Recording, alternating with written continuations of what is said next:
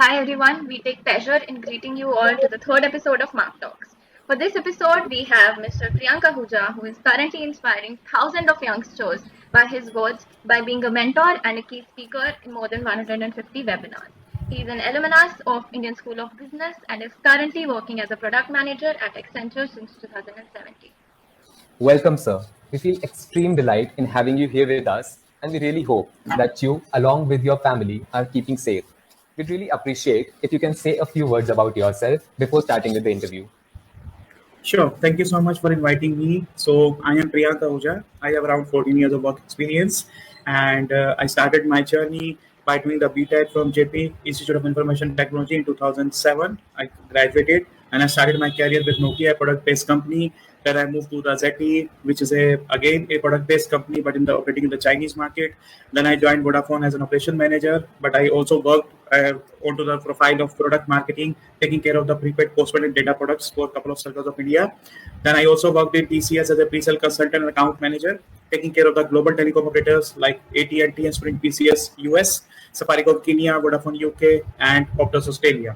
Then I joined Accenture as a full-time corporate trainer and coach. But in the middle, I took a break and did my MBA from ISB. So yes, I did my MBA after completing a decade of experience. And upon graduation, I joined again back as a management consultant.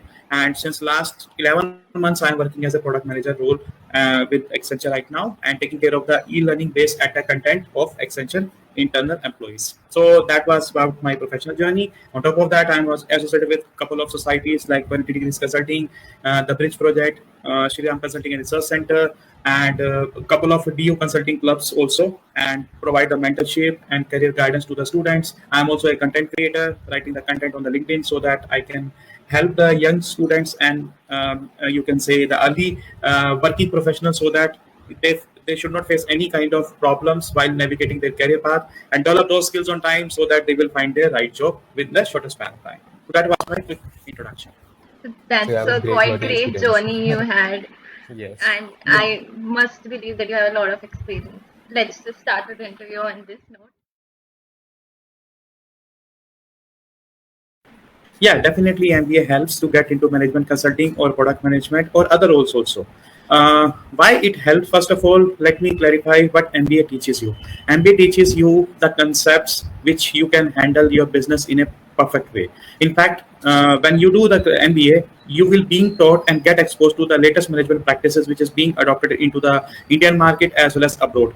So how you can apply practically while solving those problems, that is a separate aspect. So if you talk about these two roles like management consulting is all about your problem solving. But if you don't know the business side of the organization, then how you can interact with those stakeholders. So MBA will help you to develop the business acumen. On top of that, you will also become exposed to the soft skills like negotiation or customer empathy, or also how to become an effective leader. These soft skills were being taught into the MBA classroom. On top of that, the hard skill like marketing, finance, strategy courses coupled with the HR and operations and supply chain, these hard skills were also being taught in the MBA classroom. So that's how these combination of both soft skills and hardship, on top of that, with my own prior work experience as a leader, that really helps me to get into this consulting role.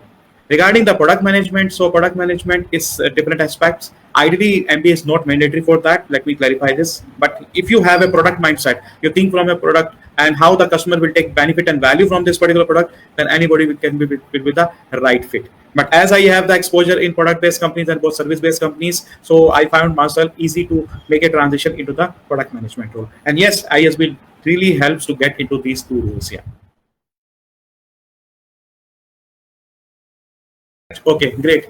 So thank you so much for asking. 8 months back, I just shared my own story onto the LinkedIn, and that was my, you can say, viral post. My post get viral on that particular content. I just share the, you can say, my own story that I have helped someone in this COVID world. I refer someone's profile through my own network, and that person luckily get the job. And that person came to me and you can say telling me with happiness that through just one small step, I got my life completely changed because I was jobless due to the COVID, due to the last 6 months, and now because of you, I get the job. So that's think me that I definitely start writing onto the LinkedIn. If I am just recommending someone else, I can also provide support and guidance to the others by writing the content. And when I see that content, the story content got viral, it motivates me to write more and more on the LinkedIn. And when I started writing it, get lot of engagement. And in the last 8 months, I have completed around close to 33,000 followers. And everybody now putting me, giving me the DMs, direct messages by saying that your posts are really helping us, and we get the job because of this particular content or the article. And sometimes those students who actually got placed, they also giving the suggestions that please write the content what after getting the placement. Please suggest how to you can say land into the international jobs. Please suggest some ways if suppose we get rejections into the interview, then how we can cope up with these challenges. So sometimes I am writing on my own, and few of the ideas are also suggesting my own audience, and that's how it gives the motivation, and it gives me real happiness that someone is reading my post, and definitely it gives me intrinsic motivation to write more and more. And I found that this gives the engaging content to the students, and they are definitely finding it beneficial. Okay, so thank you for asking this amazing question. Let me clarify. Actually, I don't call myself as a kingmaker, and I don't want to accomplish that title also. But yeah, I am You have associated with, helped a lot. A yeah. lot of students. Yes. Yeah, but I am associated with the 12 firms which you mentioned, and even now the count will be further increased to 17 or 18 in next couple of months. That count will be definitely increased, but still it is not a kingmaker. It is just like you are giving the direction to the student. If they are working on the consulting projects, then how they can satisfy the client by providing affordable consulting solutions. See, if I talk about my own experience, I came to know what is consulting after gaining 8 years of work experience. I was not aware at all because such kind of roles were not applicable in our, you can say, placement team. The companies are also not coming up, especially for the consulting role. And when I came to know, then I already spent around 8 years of work experience. So how into getting that? That's why I did the MBA. Now, your generation is very lucky. In your graduation, especially doing the BCom, the students are still getting into the consulting role. And now more and more consulting firms are also hiring from engineers as well into their graduation. Now, the thing is, there is so much hype created in the market. Actually, most of them are actually not aware what is consulting. They just feel that just solving the market entry case, that is consulting. Just solving the growth strategy case, that is consulting. But they actually don't know what is the real consulting, what they have to do. So, and how to solve their projects in consulting domain. So, how they can get the real feel, and if they get the exposure, then how they can solve their problems. That's why the mentorship will come into the picture, and I am associated with those societies and clubs and committees so that they will get the right platform and utilize their skills wisely, and not only just gain the CV point that I am associated as a president or vice president or research director. Rather, they should work on that, get the real feel how to work as a consultant, and definitely it will inspire them, motivate them to become a real consultant when they become graduated from the institute. Okay, so the future of Generation Z is very bright. It's very, very bright, I can say. Why? Okay. Because your generation is different. You guys are very smart. You guys are very fast also. And you have a analytical bent of approach you want to apply to solve the problems. Suppose you just open the Swiggy app. Now, if as a product manager, if we want to see what features you can add, you guys are very quick. When you are using the app, you immediately give certain suggestions that there must be some feature we can add on, and there should be some, you can say, improvement. You should definitely look after that, because you guys are spending more time onto the apps rather than the people of our age who are actually not, you can say, booking the meal on time, because we prefer to cook the meal and then we have it for our own family. But your generation is very smart. At least weekly you make 3 to 4 orders, so you are actually using the app. Similarly, for whether it's a cab booking or travel booking, any app you can pick up. So you know much better than us that how these apps are performing and how the further next level of improvement or what next features you want to add up into the product. Coming to this Generation Z scope. Now more and more companies are moving into the product based. Earlier, 10 years back, the market was project based when you are working in the project. But now this concept is now becoming obsolete. So each and every startup is now coming up and creating their own products. You can't believe these days are right now more than 375 startups are there. And 95% of the startups are fail and 5% of the startups are always successful, depending upon their different approach, and so most of them become unicorn as well.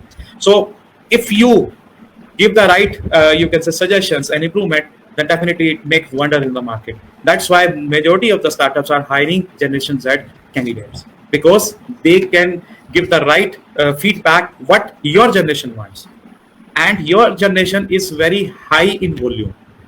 So whenever any product is launched, you guys are the first one who would test this, who would share the live feedback. That's why it is highly beneficial for the Generation Z to become a part of this journey.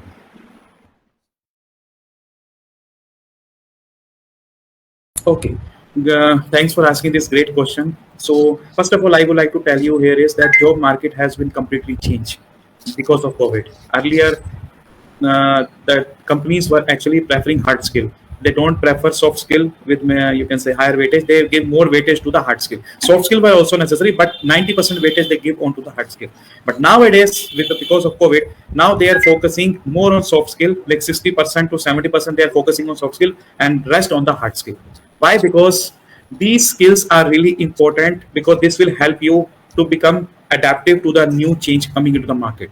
How you negotiate, how you develop the interpersonal skills, and how you solve the problems in an effective manner despite the market scenario is uncertain, and any new possibilities or bad situation or favorable conditions will come up, you will be able to still do the business into the market.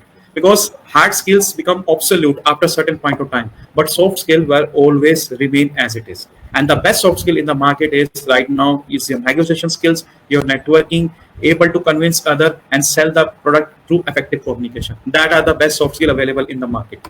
Coming to the hard skill, your consulting skills, your own theoretical concepts like finance, marketing, and strategy. These are your hard skills, which you need to gain when you enroll into any formal education program, whether it is a BBA or MBA, and then you can apply it. But how you can possess simultaneously, it can be done by getting exposure through the internships or the live project opportunities, and continuously interact with a working professional and stay updated what is the current trend in the market. That's how you can possess both at the same time and showcase what you are doing right now and why you are the right fit for this particular job in your CV.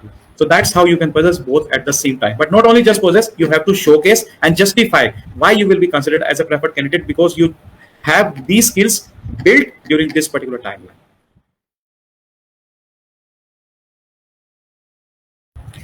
Two skills. First is networking, and second one is your negotiation. These two skills will definitely help, and these will be the evergreen skills wherever you go. That will help. I will justify why these two.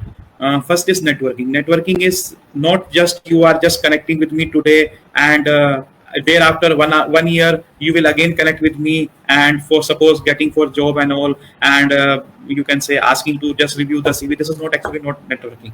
Networking means how much I know about yourself. Suppose Aryan and suppose Drishti, how much I know about you, and how much I have the awareness about your learning, your skill set, your projects, so that whenever I get any opportunity, came to know about this opportunity which is relevant for your skill set, I will definitely reach out to you and say from my own that this is the opportunity, you must apply, you deserve this particular job. That is called as networking. And networking is not just built on just one discussion or overnight conversation. It's not happen like this. It's a continuous process, and you have to continuously interact with that person. And these days feedback really matters. Gone are the days when you just apply through naukri.com or linkedin.com, you will get the job. This will help you at your entry level jobs as well as up to 2 or 3 years of work experience. What you will do after 3 years of work experience, then you will not find any job. That will come only through your networking only. If someone knows you in the company, you will get the first chance to get interviewed as compared to the rest of the pool of the candidates. If you apply directly to the website, your application will always seen in the, you can say, waiting list or put on hold. But if you apply through referral, you will guaranteed get the interview. Now it's up to you how you perform into the interview, but you will definitely get the interview. That's how networking works. Second is negotiation. So negotiation everywhere. It's a part and parcel of your life, especially when you do arranged marriage or love marriage, you do the negotiation. Especially whenever you are purchasing something, you do the negotiation. And when you are working with a client or negotiation your salary with the HR, again negotiation will be there. So it's a part and parcel. But if you negotiate it properly and develop the new skills and sell yourself into the corporate world, that is the best skill. So these two skills will always be there post-pandemic. So, in the end, any message or suggestion that you would like to give to our main audience, the graduates, the pre-final graduates? Great. So thank you so much, first of all, for inviting me. My message to the young graduates is very simple. don't get disheartened if you don't get your dream job through the campus placement, because hardly 20% of the student will get their dream role. This is the fact. If suppose there are 100 students are there or 100 jobs are coming up, only 20% student will get the dream role, 80% will never get the dream role. This is also the fact with top PE school as well. Even if you take the data of Harvard Business School also, that is also have the same status. Wherever you go, whatever you will study, not more than 20% student will never get the dream role. Now what next? So you can work, develop those skills after a certain point of time, keep trying yourself. Definitely you will land up into the dream role after 2 or 3 years. That's not a big deal. So if you don't get suppose a job, definitely some big opportunity will waiting for you in the future. Similarly, most of the graduates will become disappointed when they see that during the internship they get PPO and rest others are not getting the internship. Don't get disheartened. PPO is just one step. The final step is how you are working and what skills you are developing in the company. That is really important. Nobody knows what happens in the future. Nobody knows when we suppose the other person who don't get any job, they become superstar or rockstar after some time. Nobody knows. So it is just one step of your education, but it is not the final destination. Life is continuous journey. You have to learn as much as you can and develop your network as quickly as possible, because this network is your real wealth. Your salary is not your worth. Your network is your real wealth, because salary will help you only to fulfill your current dreams. But what happens in the future? Your network will only help you. Suppose COVID kind of a situation will come up again, or some disaster come up in the situation. If you have your network, you will be the first person to get saved in that uncertainty. And lastly, have faith in your goal. If the conditions are goes against you, don't give up. It's just a part and parcel of your life. Smooth sailing cannot be possible. Every time some disruptive change will come up, and try to explore opportunity in every uncertainty. Just like through COVID, few companies are doing wonderful job. Just like Byju's is there, you have broadband companies are also there. Even you can say insurance companies are doing well. They don't earn so much revenue before COVID, but right now after COVID, they're earning so much. So you have to explore every opportunity in every uncertainty. That mindset you need to develop. So don't give up. Continuously explore opportunities in different times. So that is my you can say advice to all the students. Yes, so even I believe that continuously exploring different fields and different opportunities Yeah. makes a person grow personally. Yeah. Yes. So thank you, sir. It was a very enlightening session, and we hope that, like all your other sessions, we will this will also assist students in figuring out their interests. And So hope you have a you have great a great evening evening. ahead.